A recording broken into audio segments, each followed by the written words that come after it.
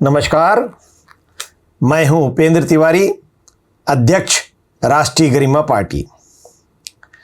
साथियों, हमारे देश में भ्रष्टाचार वर्तमान में बहुत बड़ी समस्या बन चुका है और ये भ्रष्टाचार कार्यपालिका की और विधायिका की रग रग में समा चुका है।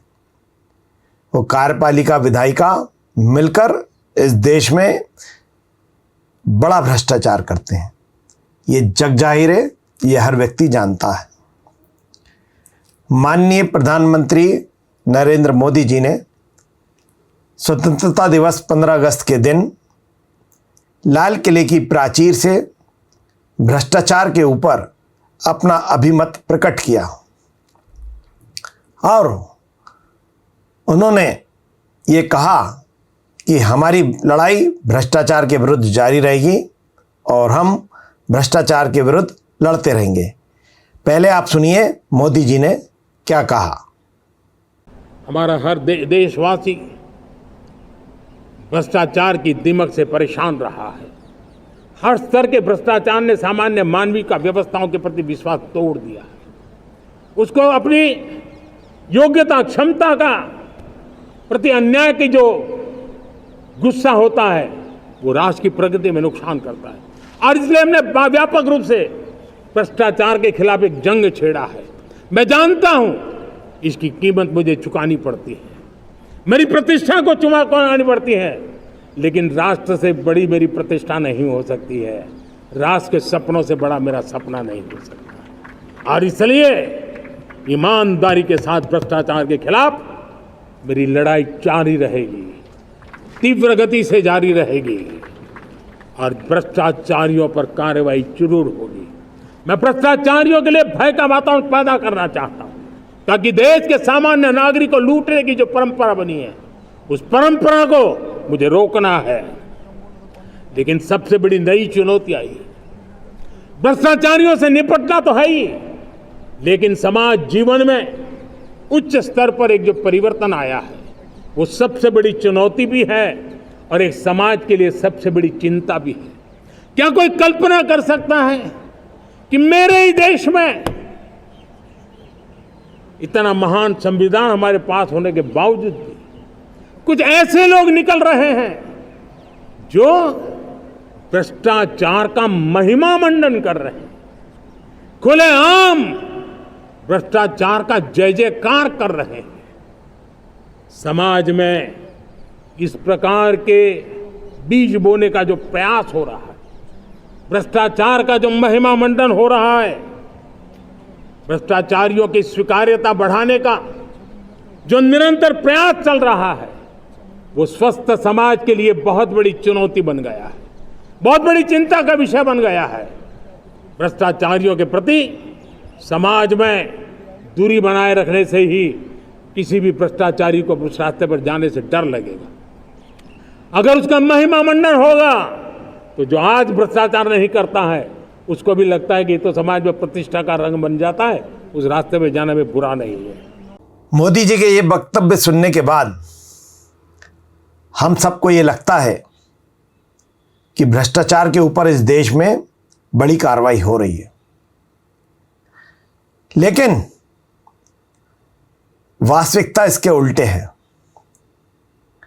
हमने पिछले समय में हमने देखा कि इस देश में वे भ्रष्टाचारी जिनकी मंचों से मोदी जी ने खुद उनके भ्रष्टाचार को उजागर करने की बात की, उनका स्वयं मंचों से नाम लिया, उनके घोटालों के बारे में देश की जनता को अवगत कराया और हमने देखा कि थोड़े ही समय बाद, कुछ ही समय बाद जिसका मोदी जी नाम लेते गए वे सब भारतीय जनता पार्टी में शामिल होते गए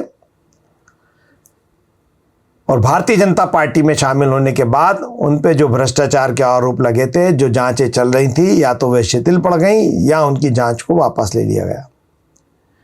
इनमें एक सबसे बड़ा नाम महाराष्ट्र का था, अजीत पवार का, जो 70,000 करोड़ का आरोप माननीय मोदी जी ने मंच से लगाया कि 70,000 करोड़ का इनके ऊपर घोटाला है, ये बड़े बड़े घोटालेबाज हैं और इनके विरुद्ध सरकार कार्रवाई करेगी। लेकिन बाद में वह बीजेपी के पक्ष में आ गए और आज वह बीजेपी के समर्थन में हैं। ऐसे अनेक नाम हैं जिनकी मैं आपके सामने कुछ पृष्ठभूमि रखता हूँ। पहला नाम जैसे अजीत पवार जी हैं, दूसरे प्रफुल्ल पटेल हैं, इन पे ये भी एनसीपी के नेता हैं, 30,000 करोड़ का एयर इंडिया स्कीम इनके नाम है। प्रताप सरनायक ये शिवसेना के नेता हैं, इन पे 5,600 करोड़ का national soft exchange limited scheme इनके नाम है। इसमें हेमंत बिस्वा शर्मा ये कांग्रेस के नेता हैं, इन पे शारदा चिटफंड घोटाला जो बड़ा घोटाला है, शारदा चिटफंड घोटाला जिसकी सीबीआई इनसे पूछताछ कर रही है, ये पेंडिंग है। अशोक चव्हाण जिन पे आदर्श हाउसिंग सोसाइटी स्कीम का आरोप है। नवील जिंदल इन पे कोल स्कीम का आरोप है। शुभेंदु अधिकारी जिन पे Saradha chit fund Narada sting operation के तहत इनका नाम उसमें है। शोभन चैटर्जी ये वेस्ट बंगाल से हैं, ये भी इनको इलेक्शन में टिकट नहीं मिला तो ये बीजेपी छोड़ के वापस मूल पार्टी में चले गए। दो महीने बाद गिरफ्तार हो जाते हैं और चार्जशीट हो जाती है, ट्रायल चल रहा है। इस प्रकार ऐसे 25 बड़े नाम हैं जो बीजेपी के अंदर पूरे देश में शामिल हुए हैं, जो हर दूसरी विपक्षी पार्टी के नेता थे। इन पे गंभीर आरोप थे भ्रष्टाचार के, लेकिन ये सब आज बीजेपी के समर्थक हैं, बीजेपी में शामिल हैं या बीजेपी को सहयोग कर रहे हैं। तो माननीय प्रधानमंत्री जी की जो कथनी और करनी है उसमें यहाँ एक बड़ा फर्क नज़र आता है। यदि वे भ्रष्टाचार को इस देश से दूर करना चाहते हैं तो फिर प्रश्न ये उठता है कि ये भ्रष्टाचारियों को अपने साथ फिर क्यों लेते हैं।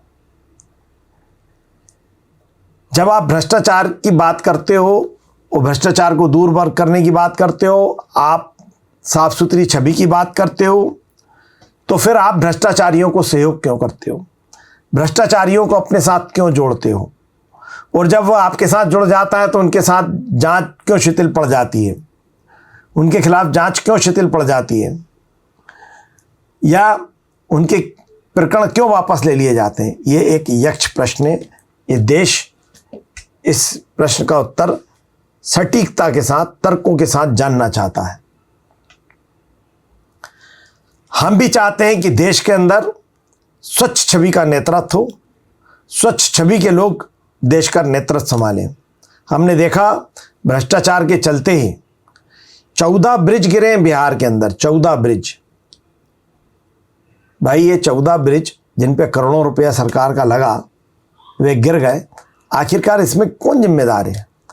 क्या सिर्फ वह ठेकेदार जिसने वे ब्रिज बनाए, या उस ब्रिज के निर्माण में जिन सरकारी एजेंसियों का दायित्व था, जिन इंजीनियर्स का और सरकारी अधिकारियों को ठीक से काम हो रहा है नहीं हो रहा, क्वालिटी का वर्क हो रहा है कि नहीं हो रहा, उनकी कोई जिम्मेदारी नहीं बनती? सब बनती है। ये एक नेक्सस चल रहा है राजनेता और अधिकारियों के बीच का। राजनेता और अधिकारी आपस में गठजोड़ बनाए हुए हैं और जो भ्रष्टाचार होता है उसके अंदर बराबरी का हिस्सा इस देश में बंटता है। भ्रष्टाचार इस देश को दीमक की तरह खा रहा है, इस देश की प्रगति को खा रहा है, इस देश के युवा शक्ति को की एनर्जी को नष्ट कर रहा है। इस भ्रष्टाचार के चलते ही इस देश के युवा को जो उचित स्थान मिलना चाहिए, जो उचित रोजगार मिलना चाहिए, वह उससे वंचित है। दूसरी तरफ सरकार इसी भ्रष्टाचार के चलते कारपोरेट को भरपूर सहयोग और समर्थन करती है।